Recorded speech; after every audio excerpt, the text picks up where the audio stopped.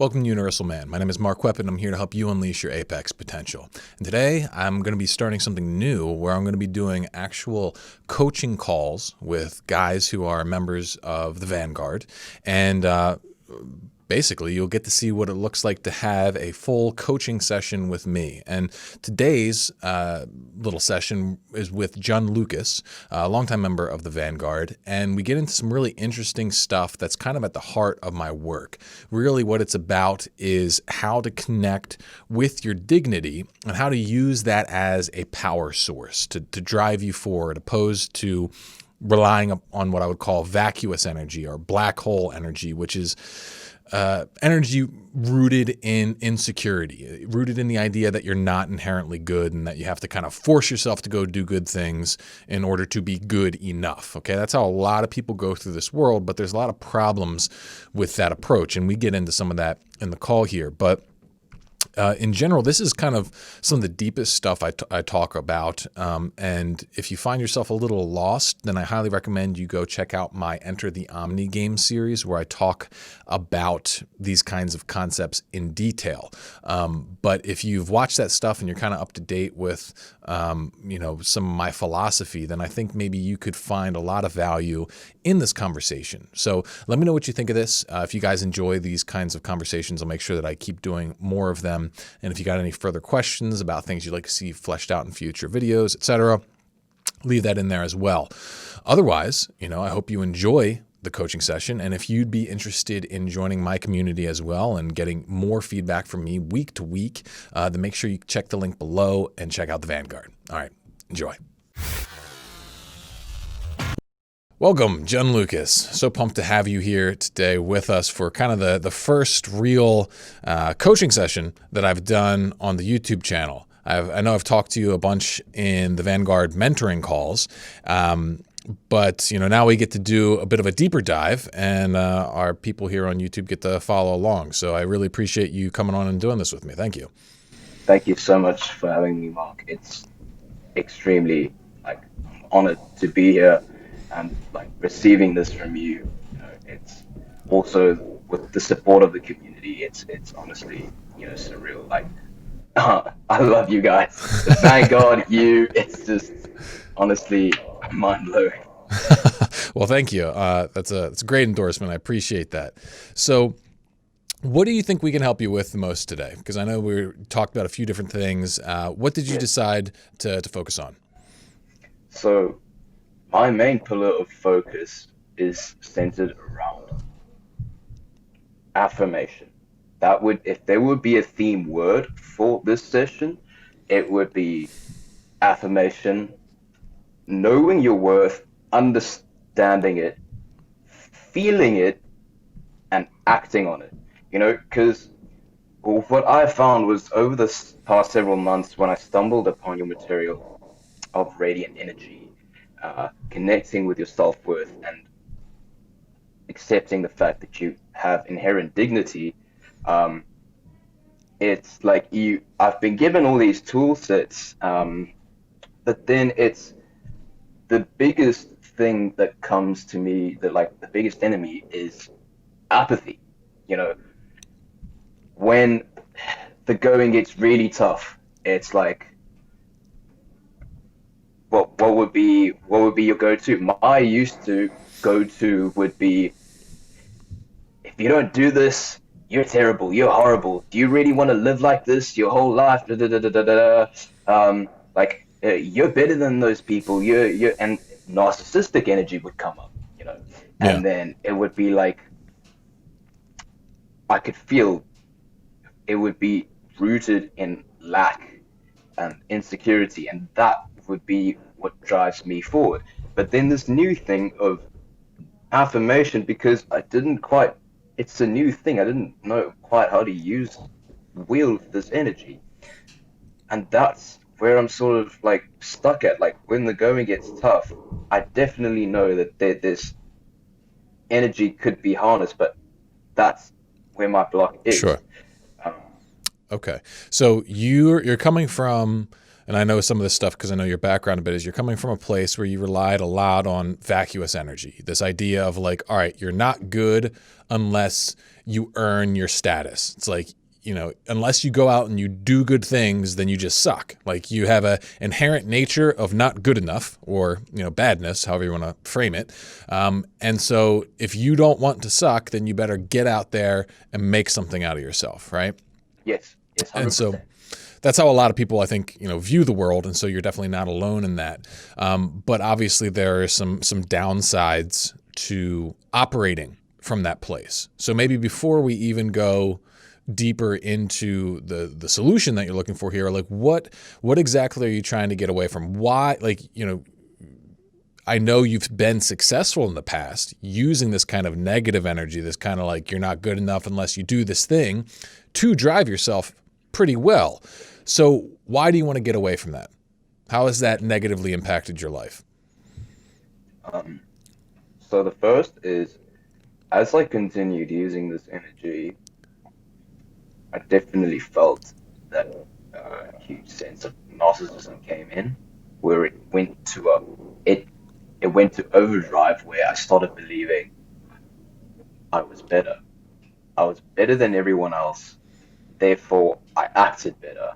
Therefore, like doing good things, like like integrity. Like, oh, I believe that I'm better, so I'll behave in this certain way because I wouldn't be enough, or it could be in like my social dealings, where often, like for example, I would work out at the gym, train copious amounts, and go on a really strict diet, but for the sake of building a body that other people could admire or praise, and like unless I didn't have their praise or approval, I wasn't happy with myself, Yeah. like at social media as well, like amount of followers or likes you have, those kinds of things. I just ended up deleting it, uh, like 4 months back. Um, and the reason why I wanted to go away from this is that it just simply was not sustainable. First reason is I couldn't develop close relationships with people. I just couldn't. I Right. couldn't. If you believe yourself to be lower or higher than other people, it's just you simply can't connect with them heart to heart. And I definitely found that, like there were points where, all right, I had their respect. Okay, I could intimidate those people, whatever. But when but I felt alone, isolated, Yeah. and then I realized those things are meaningless.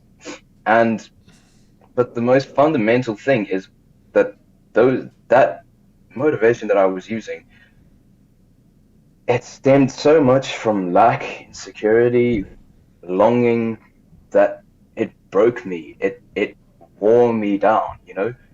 Although I did gain status points, yes, but it it it really got to me.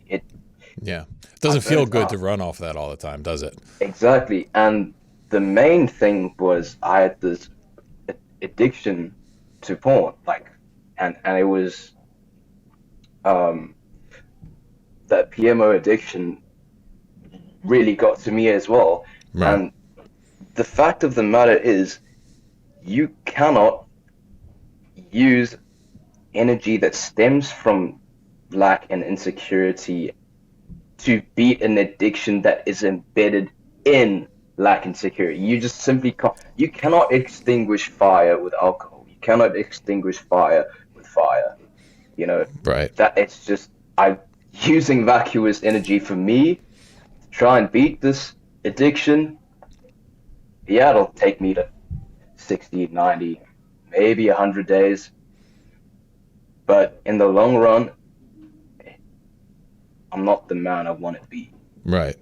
And you'd probably end up coming back to it, right? Because like the way like porn works for Yes. most people is that that's their escape from not feeling good enough. You know, like as soon as you don't feel good enough because you're driving yourself forward, like, oh, you suck because you're not at this level or that level or whatever, you can always step into the fantasy world of porn where you create the illusion that you're this massively high status dude. All these beautiful women want to have sex with you or whatever.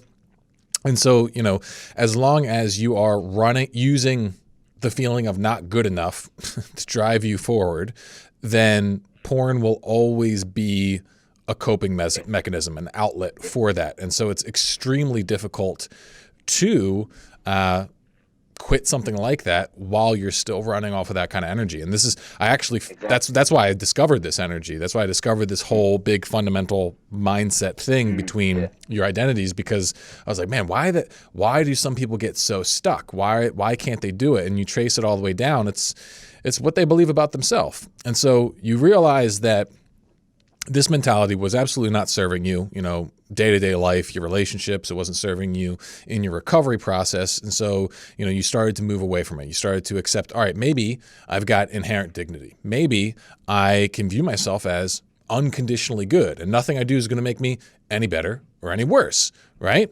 And so if you adopt that mentality, that frees you from this like constant rat race of trying to earn the status points that would allow you to accept and love yourself and that sort of thing, right? And so that feels good and it's freeing in some ways, in many ways.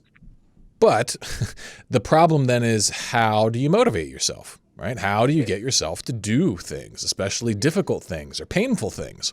And that seems to be what your main question today is about, is like, okay, if I accept that I'm good and me doing better things doesn't actually make me worth more, well then, what happened to my carrot? I don't have a carrot. Yes. I don't have a stick anymore. I don't have any more motivational power over myself. Is that right? Yes. May I add something? Sure. Like, given the backlog of that, you know, self-rejection and using vacuous motivation, it's like I've learned that no matter how powerful you become, you will always live like contextually speaking, you will always live as a slave.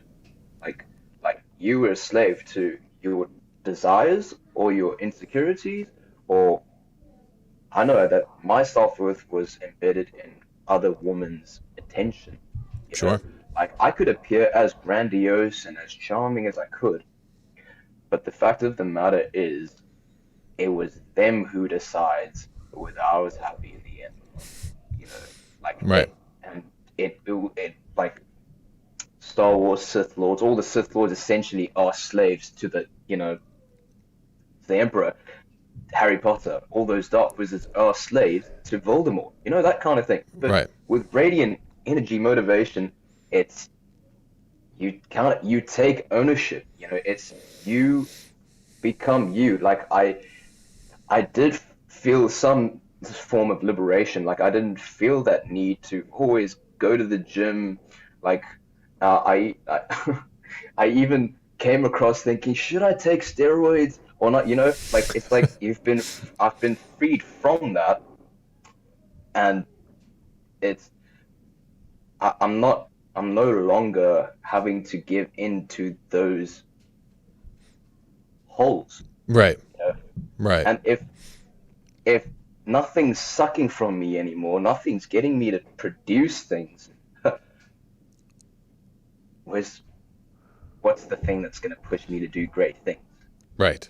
Okay. That's a great question, right? That's a really good question, because if we don't find that, well, then basically this whole idea of dignity is just a resignation into mediocrity, pretty much, right? Yes. That's what I so feared, like when I first heard about this. Right. Which is perfect.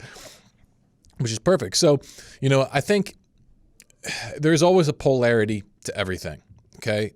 And if you want to be fully in control, you want to be truly dominant, then that means that on some level you have to be fully submissive. And you've already described this equation in relation to the vacuous mentality. It's like, all right, if you want to be dominant from a vacuous mentality, then you have to become essentially a slave to your insecurities. Like in terms of like, you know, you want to be the world's best pickup artist. Well, then you have to then become a slave to women's perception of you, really, and like what it takes to make them happy. And doing that sort of thing, and while pretending like you don't care, right?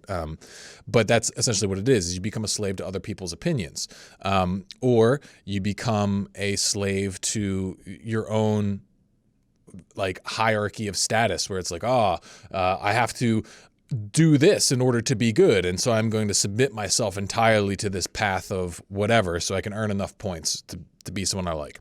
Okay, a similar sort of dynamic exists on the radiant side. It's just a different thing that you're submitting to. And so the key is to submit to your highest morals and values. That's what it is. It's like, in religious terminology, it's complete worship and submission to God. In non-religious terms, it means that you entirely force yourself to submit to your highest conception of goodness. And so the way that then plays out experientially is that we can map it out in terms of pain and pleasure. Okay, pain and pleasure are the fundamental motivators, all right? And they always will be. There's no way around that. But it's a different set of pains and a different set of pleasures. So in this case here, all right, let's do a compare and contrast. You mentioned the gym. Okay, so if you're gonna try and motivate yourself to go to the gym from a vacuous mentality, what's the thought process there? It's like, okay, so the thought process a lot of the times would be like, okay, first I would look at those Instagram fitness models and then, feel like, oh, I'm not there yet, I'm not there. And I would go and even in fact, like, let's say I'd be talking to some woman on the street or to some people on the street for that matter. It would be like, did they like me or did they not like me? Like, and then it would be like, okay, so they didn't seem like they liked me, so it must be because I was small and I didn't have gains. So like my mind would literally work that way. Yeah. So I'd go in the gym and make sure, I trained arms that day, and it was basically I trained so that other people could look at me. It was basically training for other people's pleasures. Right. So the way you were mapped there was pain was mapped to rejection from other people, and pleasure was mapped to having other people be impressed with your physique or admire your physique, right? Oh, wait, now that you put it that way. Okay. Yes. Right. Okay. So now we got to find a different pain and pleasure mapping that aligns with this dignified mentality of having inherent unconditional worth. So Yes. I think we've done this before in one of the mentoring calls, but it's worth revisiting here because it's the fundamental kind of argument. It's like, just because, like, if you accept your nature as inherently good, okay, Yes. having a nature implies that certain things are in alignment with your nature and certain things are not. Okay. So for example, if we look at the nature of my finger, okay, due to the nature of my finger, it can bend like this very comfortably, very easily. Okay. But if I start bending it backward like this, it's going to start hurting and eventually it'll break. Right. So there are things that are good for it, things that are bad for it. Same thing goes true then if you believe you have a nature of goodness. Okay. So if you believe you have a nature of goodness and you don't behave in alignment with that, i.e. you behave poorly, badly, it means that you're going to cause yourself pain and suffering, right? So let's look at this in the context of the gym. Okay, let's say you don't take care of your body at all. Okay, how well does that align with viewing yourself as good? How much is that in alignment with your nature of goodness? Not at all. Why? Okay. If your physical health is like extremely important to your well-being, not only like for you mentally and spiritually, but like it's to physically be healthy, you know, well, I believe that it is within my nature to always function at my most optimum state. And having my physical self not be there, like, and in fact be unhealthy to the point where it undermines the other facets of my life. Like, I'll be Right. having a terrible sleep schedule. I would like not be able to have high energy levels to take on what I want to take on, Right. and just simply feeling like trash, you know? Right. Right. So on a very baseline level, not working out, not taking care of your body to some degree, it's going to cause you pain. Yes. Right. So on the just super baseline level, that alone would be your motivation. It would just be like, hey, if I don't go to the gym, I'm causing myself pain. Okay. Maybe not even go to the gym, because you could technically be relatively physically healthy without going to the gym. Right. But I'm building up an argument here. Okay. So baseline physical health is going to be necessary for you to honor your inherent dignity. Otherwise, you're causing yourself pain. And if you're causing yourself pain that you don't need to be caused, then you're not behaving good. You're not behaving well. You're denying your nature, and therefore you will suffer for it. Okay? I have a question. Go ahead. Um, will you be only feeling that pain of not being in alignment when you accept that inherent dignity, or do you automatically feel that pain? Because some people I've observed that they don't really, it doesn't bother them. They don't think about it. I think that's a matter of what do you become present with in your mind. So in your case here, it would be, as simple as just imagining, how would it feel to have a weak body? How would it feel to have a failing body? How would it feel to like not be able to pick up a heavy box if you needed to? It's like none of those things should inspire excitement in you, or like, do you know what I mean? Like, you should, like, just thinking of those things should induce some pain. And if you're trying to motivate yourself to go to the gym, then, that could be part of the conversation. But does that answer your question? Yes, yes. Okay. So let's take it to another level here. All right. So let's take it to the level of aesthetics. Okay. Because you only need to be so strong and so fit to be relatively healthy and free from pain. Okay. Like, you could probably just walk daily and like not eat terribly and be physically healthy enough. You probably wouldn't even need to go into the gym and lift weights. Right. So here's where we get into the more, I guess, interesting pieces of it. So what is the value of having like true physical strength, like relative to your potential? Why pursue the physically stronger version of yourself rather than, the below average, level of strength for yourself? So for me, it's like when I do possess like I'm talking about like the strong, not just the basic baseline level, like something like really, really strong, like Like aesthetic. in the gym 3 to 4 times a Yes, week, that kind of thing, right? Yeah. yes.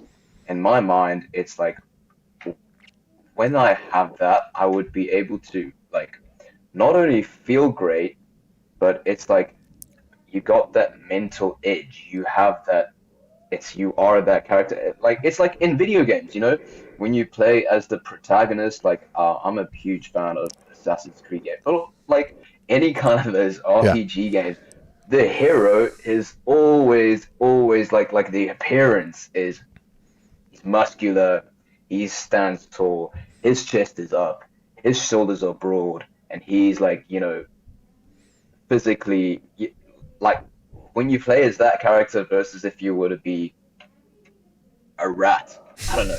Little Gollum-like character, right? It's a different thing. Yeah, it's just it's different. I mean, like I feel that like when I dress as well, like when I dress formally, when I dress well for an occasion, it feels good. It feels natural. It like, but if I were to, just be in my pajamas, go to the college cafeteria kind of thing, it's like it doesn't feel like I'm living a story of a of a badass protagonist, Right. And so this kind this of is where thing. we get into it, get into the heart of it here. It's like it has to do with your conception of goodness, right? It has to be like what is the best version of you that you can imagine? Like realistically, not like making shit up and living in a fantasy world, but like realistically looking at your life, looking at your potential, looking at X, Y, and Z, what's the best version of that person? And I would argue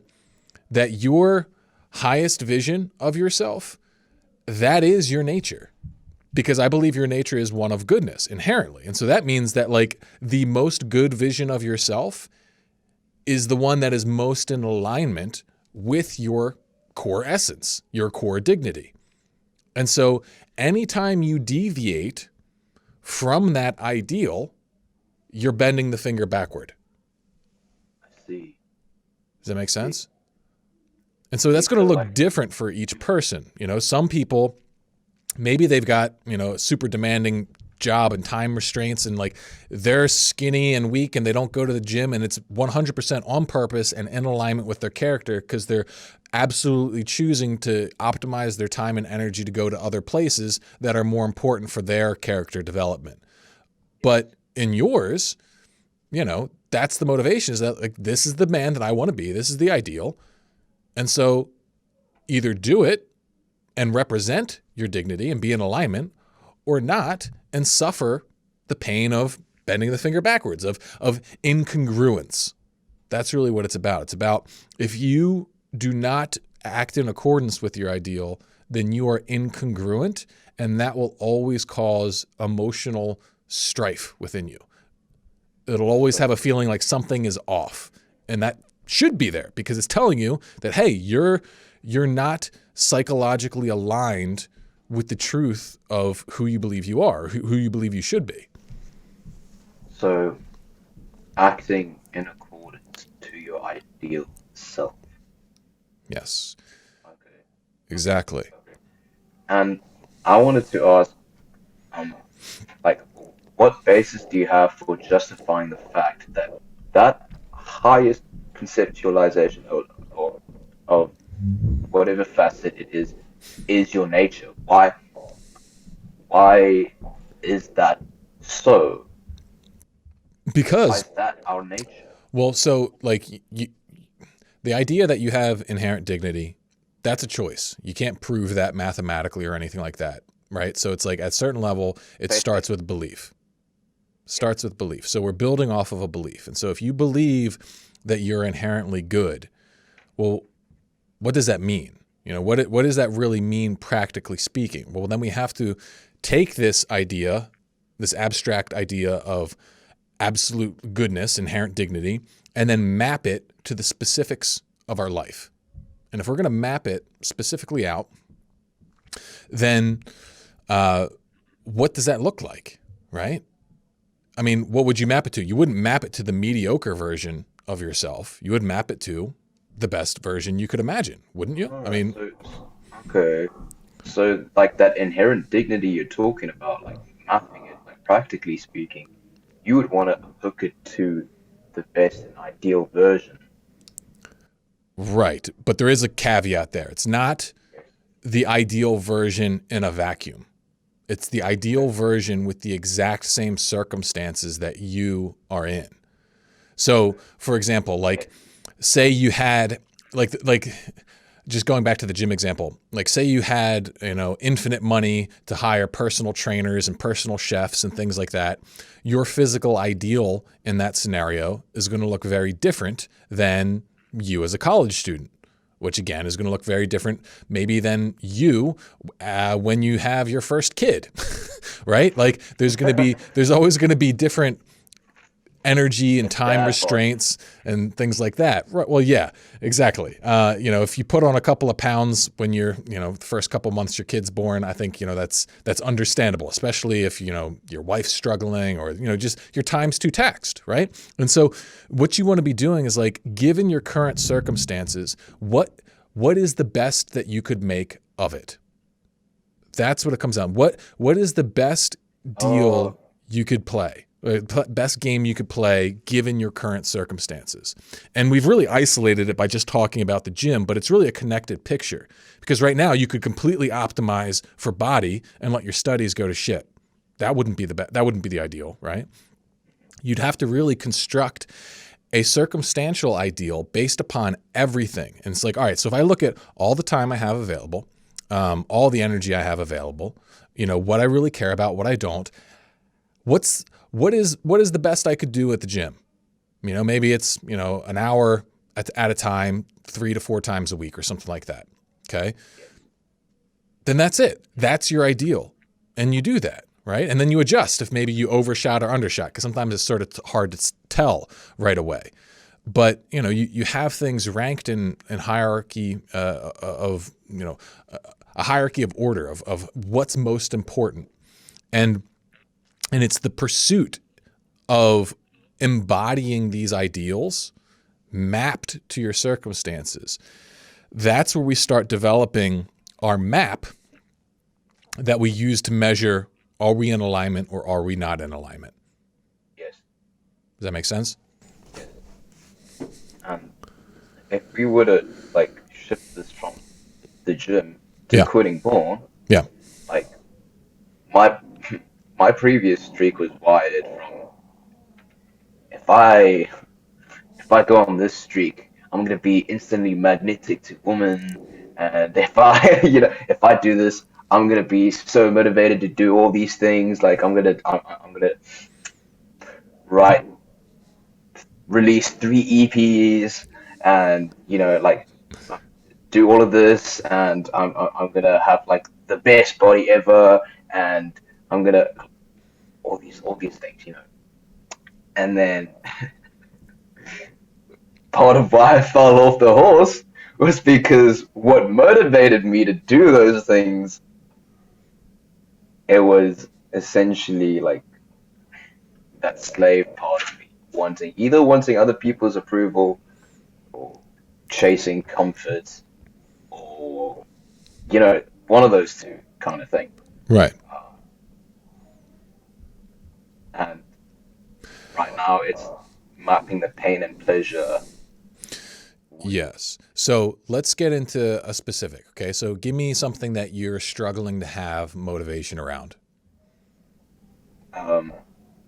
With like anything, or with regards to quitting porn?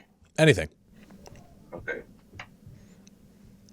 With motivation, it would be like my education slash career here. It's like uh, I am a songwriter, producer, um, and it's just like right now when I'm dealing with this current stuff right now, it's like the inspiration and motivation for the actual music isn't there right now. Like it used to be, I wanted to do that for the cloud. I wanted to do that to prove to other people that, hey, listen, I can actually, do stuff. I could actually write these things. I could actually perform, or whatever. It's like focused on the outcomes. Yeah. But now it's like, So let's look at this then. All right. With you're struggling with motivation to do your work, essentially, right? Like you're in school for music, right? So it's not just like a side project. It's like this is what you need to be doing in order to be kind of fulfilling your main responsibilities. yeah, And so when you think about doing it, what kind of feelings come up? indifference. Indifference. Okay. So let's check then how this really plugs into where you're at right now. So like, how much do you want to do what you're doing? Like theoretically, like if you zoom back and you're honest with yourself, what do you think of your current path? Right now, like how much I'd want to be doing this at this current moment, not so much, but like it doesn't uh, cause me pain either. It's just right now I used to be attracted to the spoils of it. Okay. And there's nothing wrong with that, to be clear.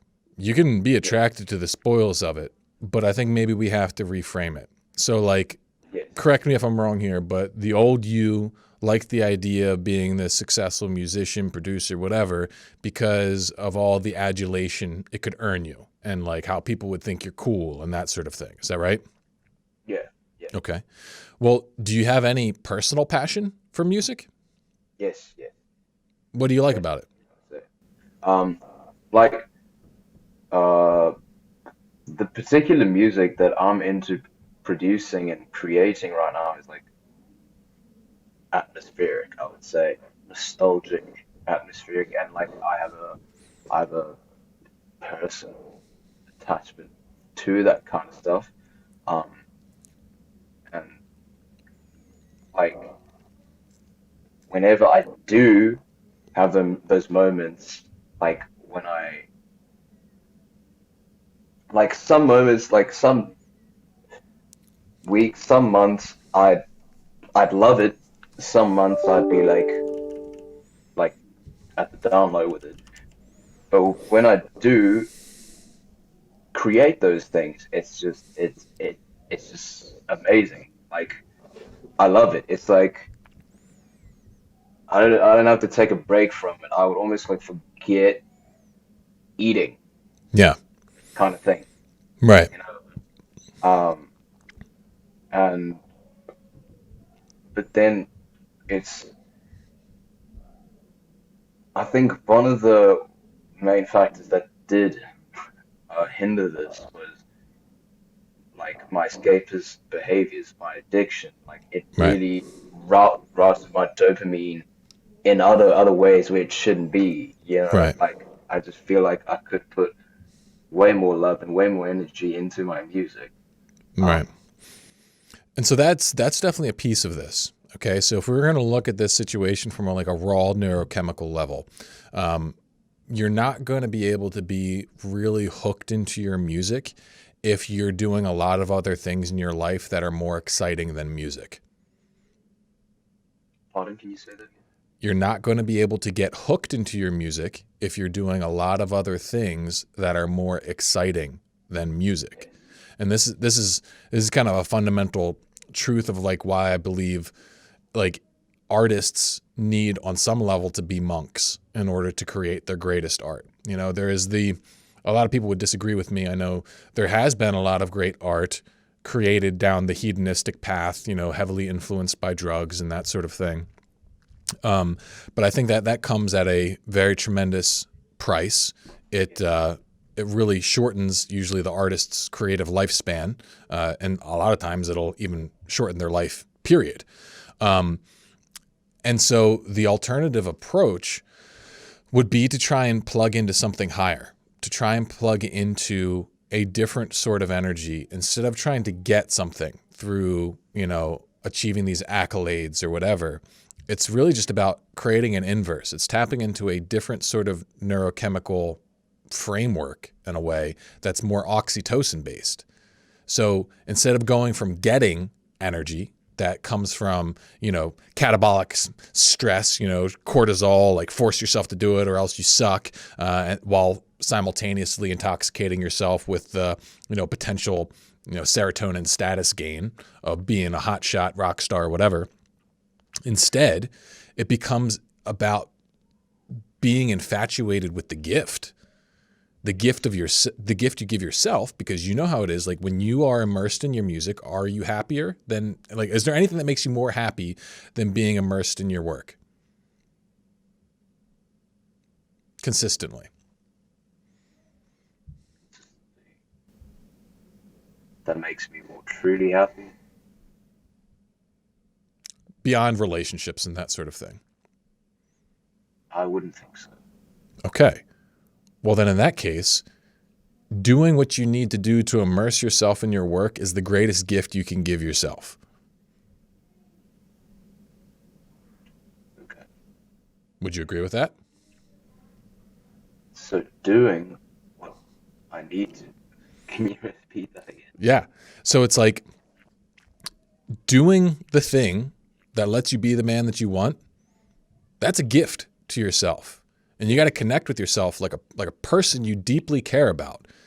And it's a sacrifice, especially while you're routing your dopamine to it. Because, all right, if you're out of the flow, you're out of the groove with it, the thought of like sitting down and making some music, it's like, Yeah. feels like, do I have to? Like, I know, it's like, I've made a bunch of music in Yeah. my life, and, my work, I, have a constant creative output. And like, when I'm out of the flow, thinking of sitting down and doing it, there's some resistance there. But what you got to know is that after you get your brain in it, once you give it a little foothold and you start tinkering with that song, you get that inspiration, you start working on it, eventually you get hooked in. So like Yes. there's a sacrificial period where you're like, it's kind of like, I call it going through the cheese grater, where you're like, you're just pushing yourself through it. But if you put enough startup energy into it, you make the sacrifice, then eventually you get hooked in and you find the flow state.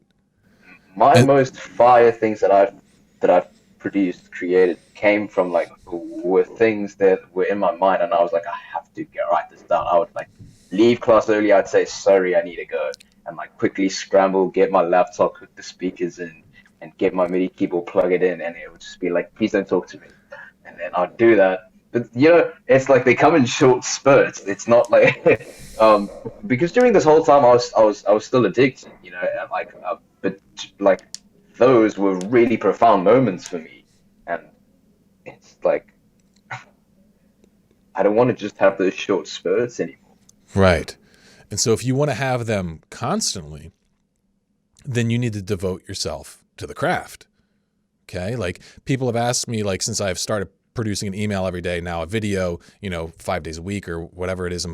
This will be, I guess, this will be the 5th video this week. Like, they're like, aren't you going to run out of ideas? The crazy thing is I've never had more ideas because Gee. like more begets more. That's the law of abundance. The law of scarcity, less begets less, right? So if you're coming at it from this mentality of like, I got to wait around for these easy, low-hanging fruit, immediate inspiration sort of things, yeah, maybe you'll get 1 or 2 of them a year, but good luck making a career out of that.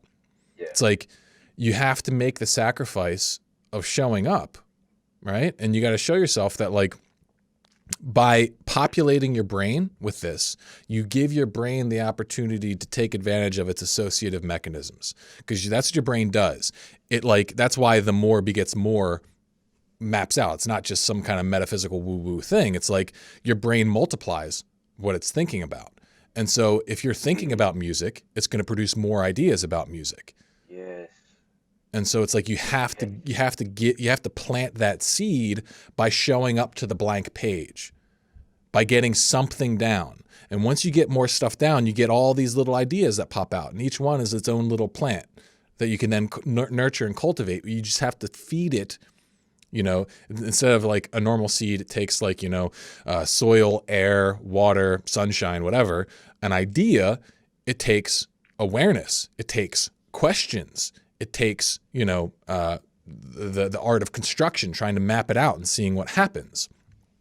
And so like part of your motivational process, particularly around the music stuff, it's going to be adopting a model where you understand how the creative process works. And the creative process, it responds to work, responds to effort. And the more effort you put in, the more you get out, especially the more consistently. And that sounds super obvious, but like what I mean, like in a more profound manner, is that it's like an exponential return, where it's like, for example, if you do like a little bit of investment at first, you got a little bit of compounding interest on your, $50 investment, that's not going to amount to much at first. But once you start getting compound interest on a few $1,000s or $10,000 or $1 million, all of a sudden the compound return just starts becoming astronomical. And so it's like the fundamental thing is being willing to sacrifice that initial pain for the long-term gain. And this is where your whole thing is coming back to the thing you brought up in the beginning, is affirmation. It's deciding that you're worth that pain. You're worth that investment until the flow state kicks in. And then it becomes fun. It becomes like, it's almost like someone would have to hold you back to keep you from doing it. But Yes. you got to be willing to sacrifice up front in order to make that par for the course. Yes. Yes. Um, I definitely think there was a lot of senses to what you said. Uh, like I know that I'm definitely going to be like using what you said for like now until time indefinite. And like the last thing I wanted to touch up on is before getting to that stage, um, of course I need to get like neurochemically like my brain recovered. You know, I'm currently on this streak, uh, a week in, and I definitely know that the battle ahead, my main focus now is getting rid of this addiction, right? Before my music can prosper, I need to align myself first. Um, and now it's that apathy, but then when you're getting into the hard times of when you're quitting an addiction, that because then it's not like I had too much to look forward to. It's more like it's kind of discomfort, but it's that um, that oxytocin release, that affirmation when you're going in, because this is a new kind of thing that I'm using to beat an addiction. Like I've always used like if you do this, the rewards will be spoils such as female attention and motivation and respect and da da da da da. Da.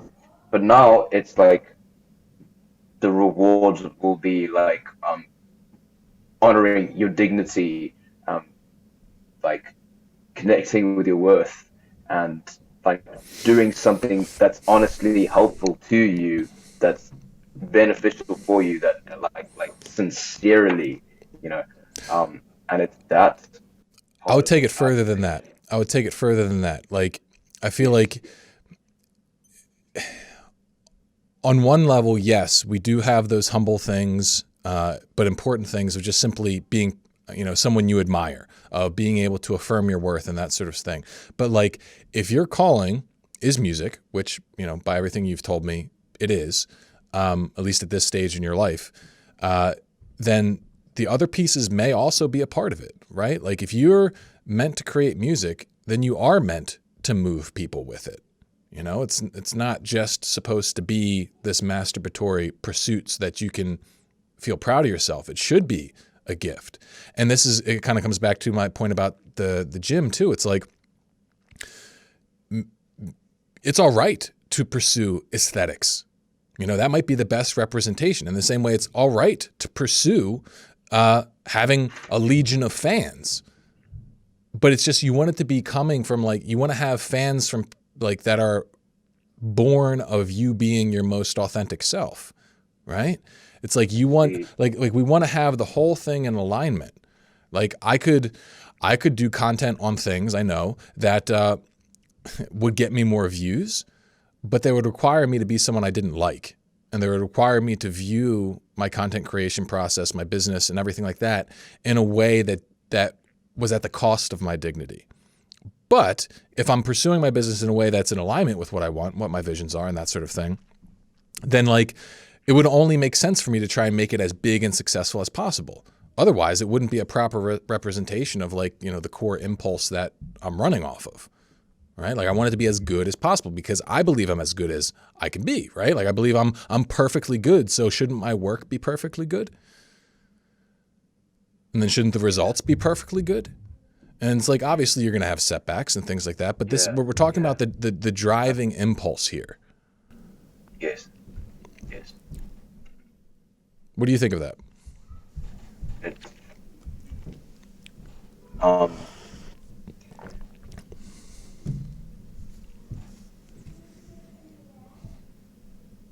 for me, like it's obviously having this new way of thinking was it's it's like this is well, to this level of depth, still new to me. Um, um, but like if you were to, um, I'd say, Let's do this. summarize it in a nutshell. Like, yeah, Let's do it like this, okay? So in the practical moments when it comes down to you making music or not, all right, we'll start there. All right. Actually, here, let's do it like this. We'll start with the porn thing because it's the same thing for both. All right. So you say you get a craving to watch porn.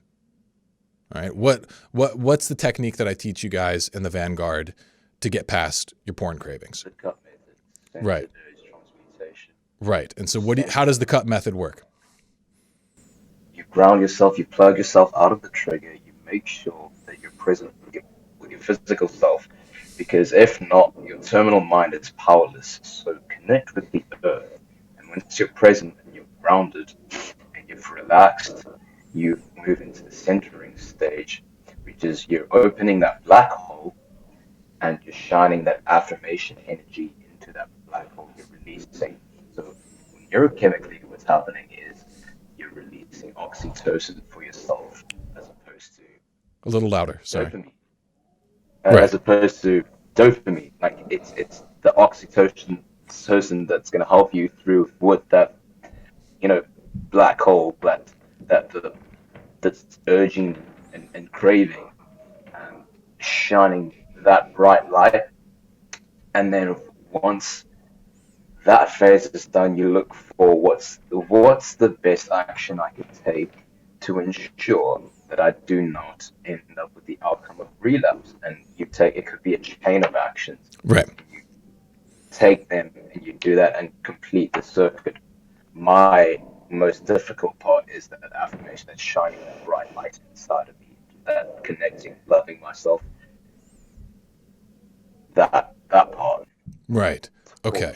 My torch is weak. Okay. I would argue that it's not. I would say it's actually very, very strong. I just think you misinterpret what you feel. So you can feel the black hole strongly, right? Yes. The black hole is your dignity. And this is something I think I said to you last time in one of our calls, but this is the key I think that you've been missing. All right. The black hole is what? It's a feeling of longing, right? It's saying, I want this thing, Yes. right? Now, Yes. Yes. the part of you that wants this thing, okay, why does it want it?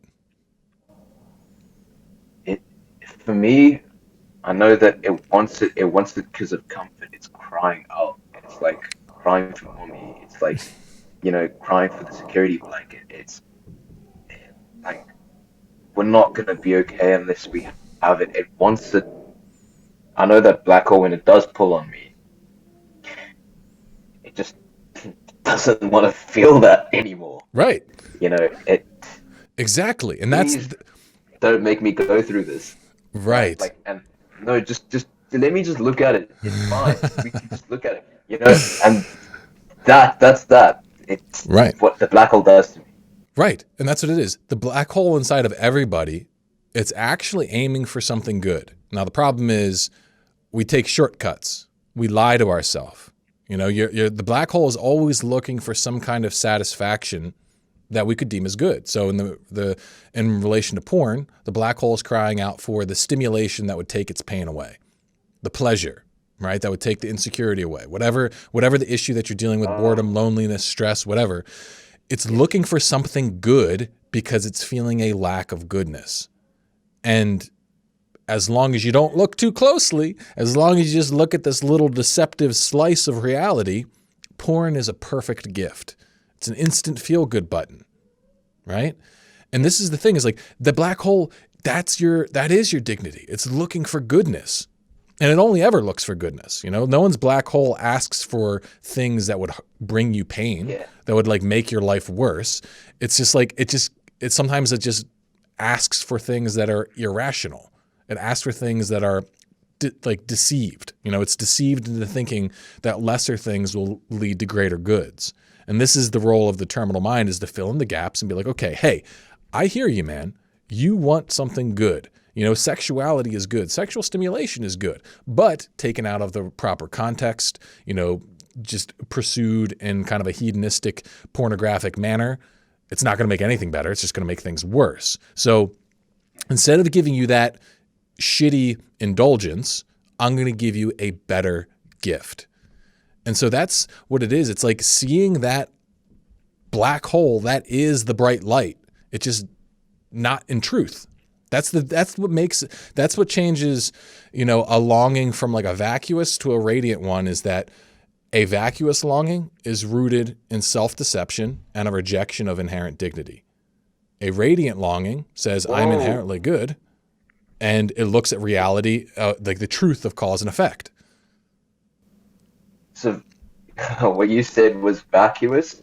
It is rooted in self-deception and the Self-deception and negativity. So it's self-deception plus, like, I can't say the rejection of dignity is a lie, because that's a choice. That's a philosophical choice. Do you want to believe that each human has transcendent inherent worth or not?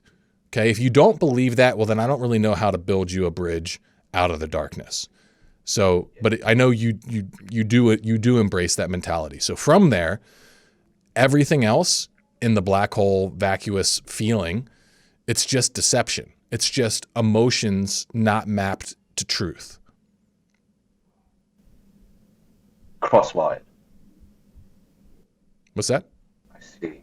Cross-wired. Like, Yes. Yeah. it's like this. Yep. Crossed wires. Exactly. And so the first thing you got to do then is you have to see that black hole as good. And that is the transmutative moment, is when you can feel a sense of lack and longing. You dive deep down into it. So for everyone else listening, right, just to try and recap this for you so it sounds useful. Like, anytime you got some kind of craving, you can either, if you stop looking at the craving, stop thinking about, oh yeah, it'd be so nice to like watch some porn, it'd be, oh, it's so nice to have that cookie or whatever it is that you're trying to avoid doing, and you say no, then you're going to find a part inside of you that's very upset about it. It feels like there's like this part inside of you that's crying out that says, oh, I want this thing. Oh, I'm not okay. Oh, I'm not good enough. Whatever it is. That pain, that's your power source. And if you can get down and you can connect with it, all you have to do is just plug the wires into the truth. And then you cherish it. That's powerful energy in there. You don't need to make that feeling go away. You don't want to make that feeling go away. You just want to make sure that you connect it to what's actually true. And a lot of times when you just look at that feeling as if it was the way that I look at it is like, all right, radiant energy is like gold. Okay. And you want to, when you're going down inside of yourself to do some internal work, you're looking for gold. Everybody's mining for gold, but sometimes you don't find it just pure and, purified and, these big, perfect nuggets of gold. All right. A lot of times it comes up in this dirty ore. Okay. And it's got to get cleaned up. But so like when I find a big pocket of vacuous energy inside of me, I'm like, hot damn, I just found a huge ass battery. I don't look at it as something bad. I look at that as, oh, I found my misaligned piece of dignity in my psyche. I found the part of my desire that has gotten mixed up. It's become projected. It thinks that its goodness is going to be found in obtaining X, Y, or Z, but it's not. It's like I have to rewire it and be like, oh, no, this is gift energy. It's gift for myself and gift for other people, and I just need to clean it up with my mentality. I see. So that black hole, those projections are still inherently part of you. They're not like they are that gold, but not refined, not clean, not brushed up. Oh, Exactly. Okay. So like when I would say pretty good walking past, urge, I'm not really like lack, oh no. Yeah. I'm not sleeping with her kind of thing.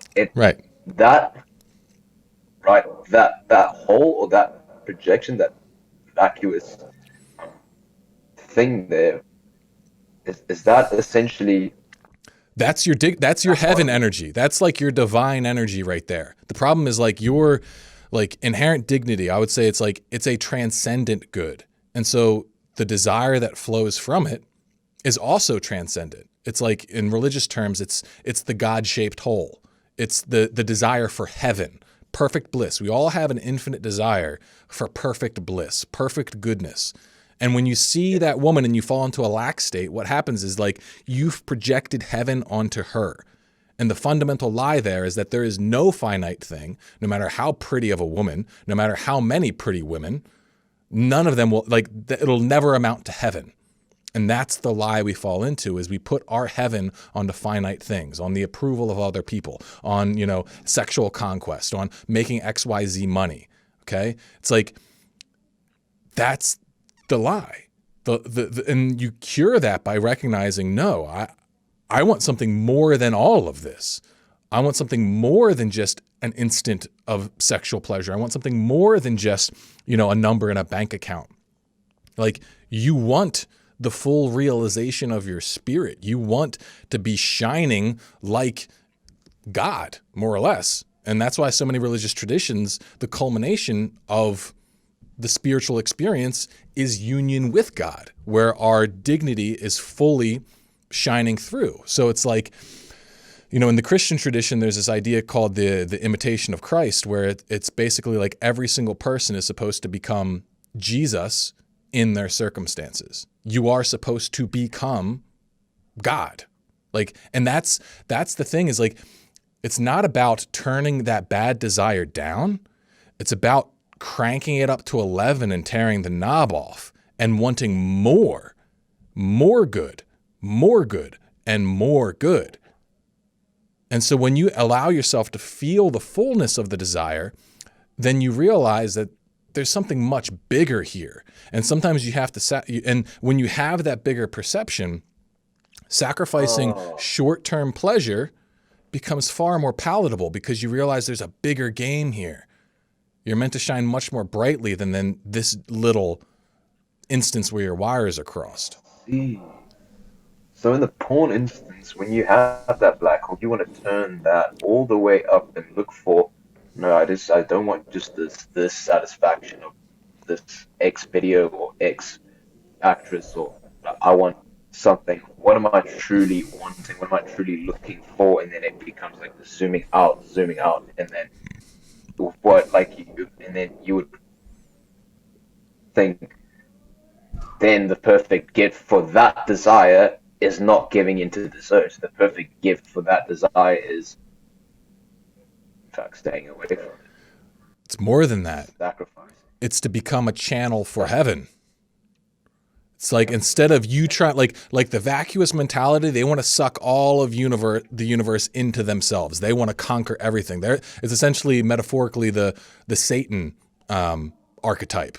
Like you want to become your own God where you conquer everything else and everything is conformed to your will.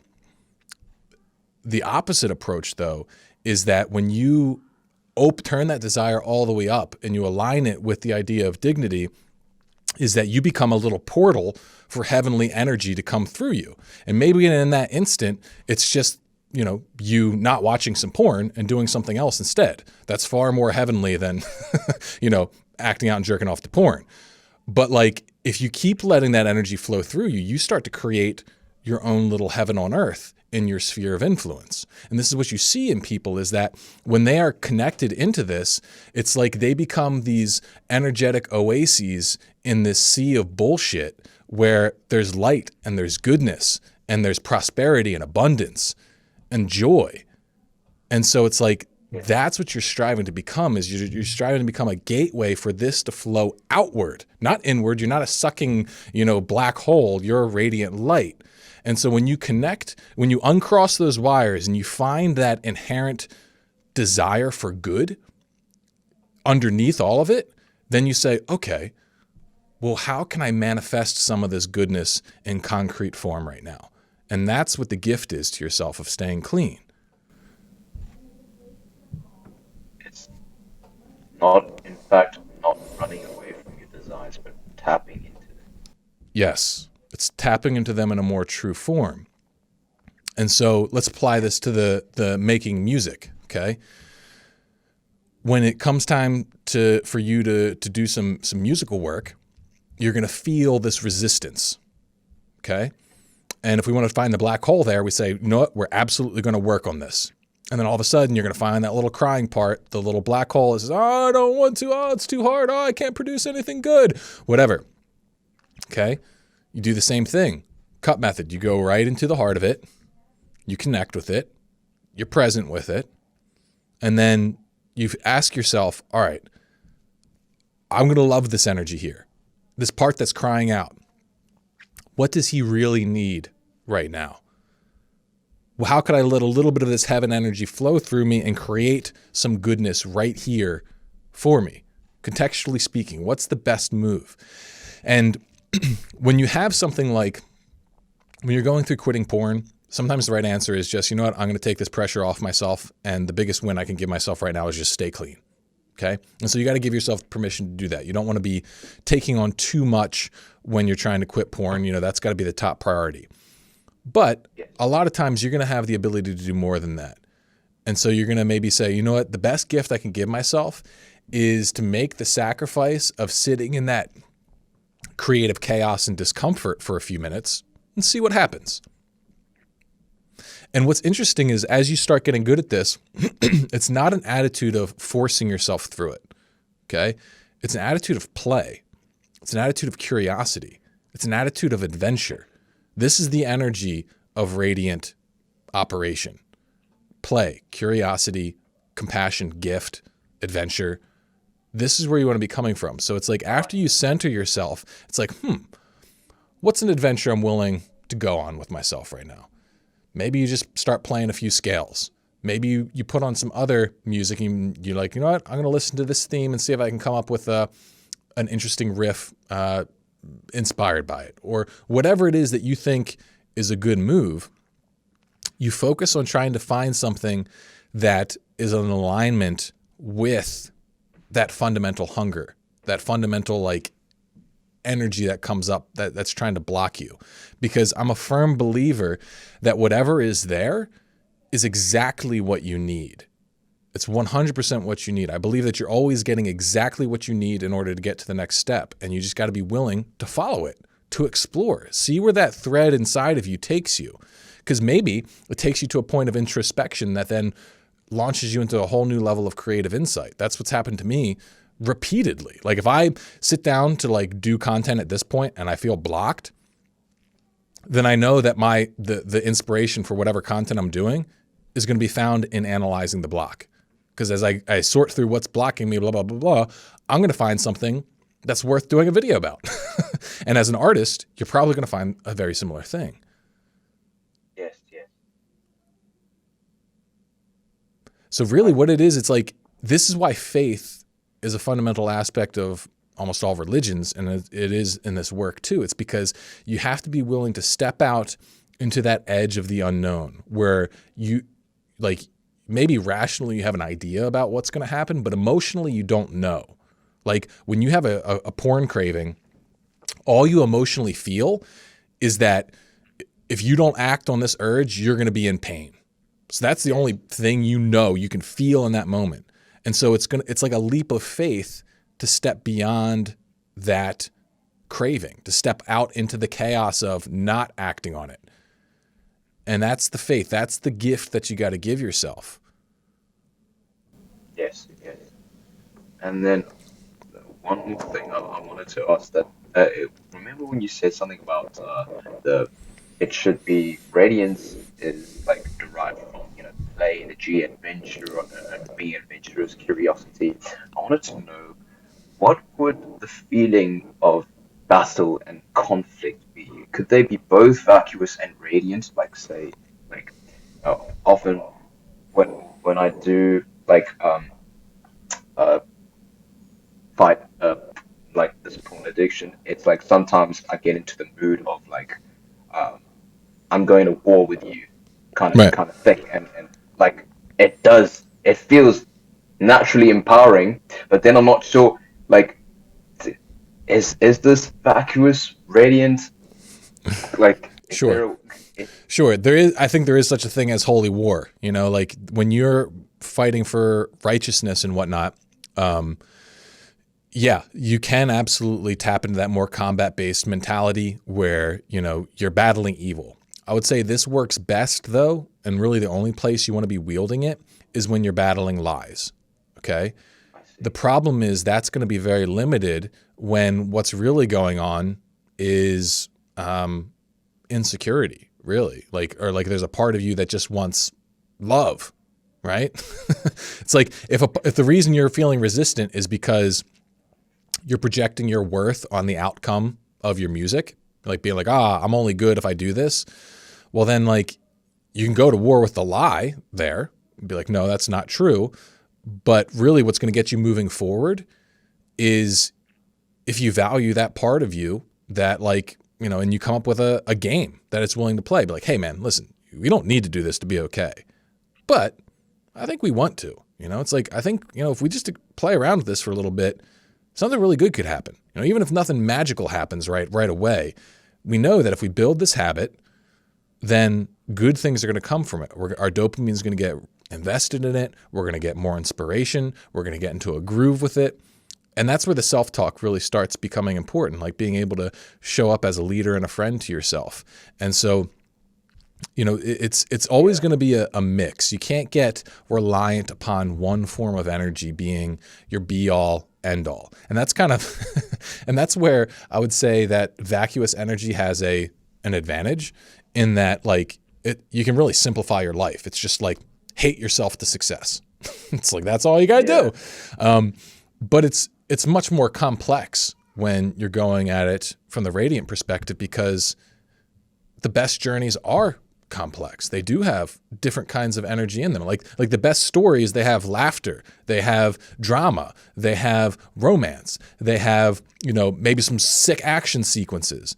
And it's like real life, especially on the radiant path, is a multifaceted journey. You're not going to be able to yeah, pigeonhole it as like this for music too. It's like no one wants to hear just like, one kind of main riff the whole time. I mean, like if like some people, they can just listen to one kind of music, like one song on repeat all day long. Most people can't. They need to have more. They need to have elements. range, depth, dynamics. And it's like, it's the willingness to step into the richness of the journey. Let it be dramatic. Let it be sweeping. Let it take you from, fear to maybe courage to hope to setback to challenge to overcome to I triumph. Like, see.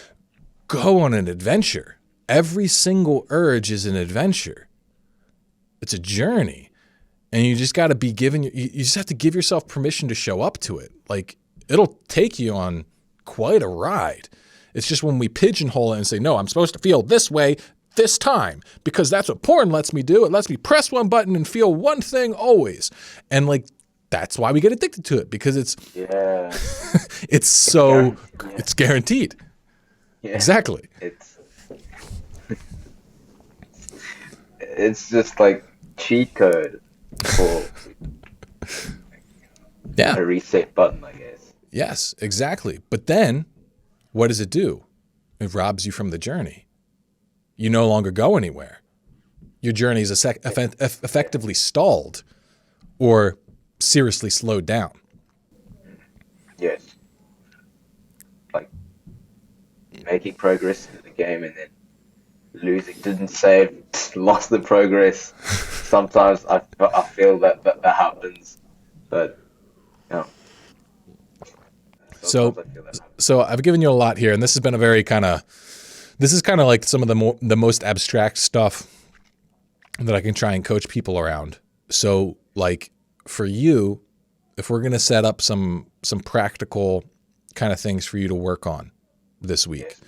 obviously it's gonna be stay clean, right? But let's try and boil it down into something actionable around the other stuff too. Like where else would you like to focus on making like showing up better? Let's try and keep it limited and specific. Um, I would like to show up well in my musical endeavors. Okay. So what would that look like to you? What would be a bare minimum, like it would be meaningful and good, but it wouldn't be, extraordinarily taxing to try and get yourself to do it?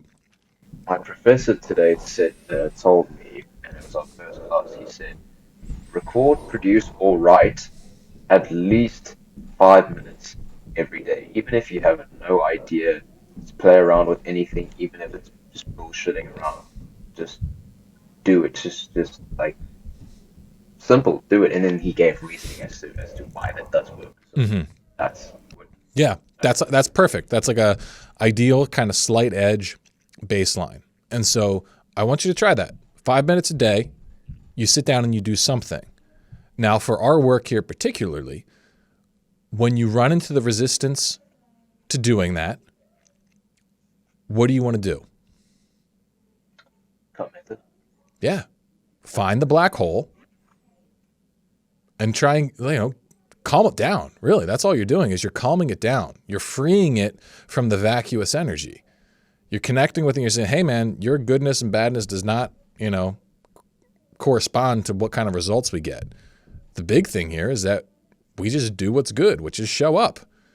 Just shine a little light here. Give ourselves a little, it's like where you're at right now is you got a seed in the ground. That is your musical desire. Okay. It just needs some sunlight. Just needs some sunlight and some water. And you can show up by just giving it that time and attention for just a little bit each day. And eventually you're going to see the seed, it's going to start to sprout. It's going to start to branch. It's going to start to bear fruit. But you just got to show up and give it to it. If you keep it locked in like a, dark room, in a plastic bag, it's not going to do shit. Right. Yes. So that's all it is. It's like you make it easy for yourself. You say, hey man, there's no pressure here. This is easy stuff. I just got to point my brain at this because your brain will do the work for you as long as you point it at it. Yes. And then the same thing with exercising and training regime. It's, just reaching that small baseline goal and then coming up with resistance. Cutting if there is resistance. All right. All right. And I from now on till, I don't know, like this is something that I should stay consistent with for the rest of time. Yeah, pretty much. I mean, there's layers on top of this. Like once you get a handle on like what this feels like internally, there's ways to enhance the process. So for example, the first Apex report, which I did, that if you start incorporating that into your self-talk, that's what really starts to supercharge this kind of stuff. And for everybody else listening, I'll be doing some material on that here on YouTube soon. Okay. Right. Thank you so much, Mark, for everything. Like, it definitely, like the questions that I had, especially with coming to know the black hole for what it is that it's like part of us.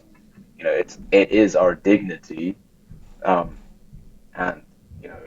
the antidote to it is truth, terminal truth.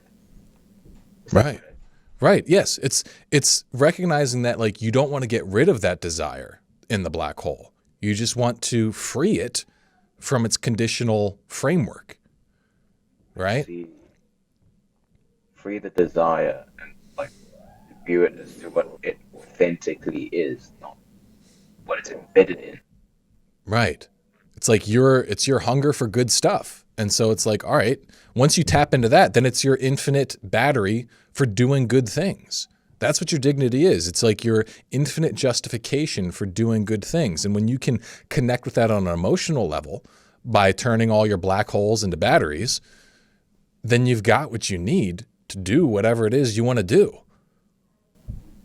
Yes, and then the last thing would be that I learned was that dignity would be the conceptualization of the ideal, the best in that circumstance, in that situation, the best you can make out of the potential. That is the dignity. That is what you want to honor, the potential of whatever it can become. Exactly. Okay.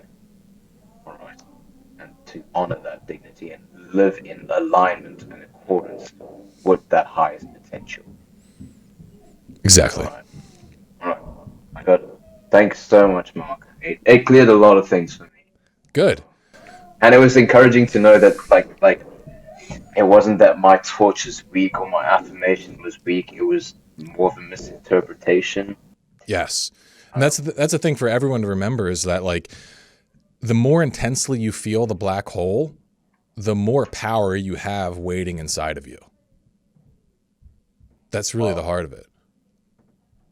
Why is that? How is that? Oh, the more intense the black hole, the deeper the desire, and desire's power. Right. And that's why, you know, the conversion of the worst sinners always makes for the best saints. Sasuke. Yeah. Wow. Thank you so much, Mark. I mean, this is honestly the best thing that happened to me. Well, I'm so Bro, glad, you know, minute advice. good, man. Yeah.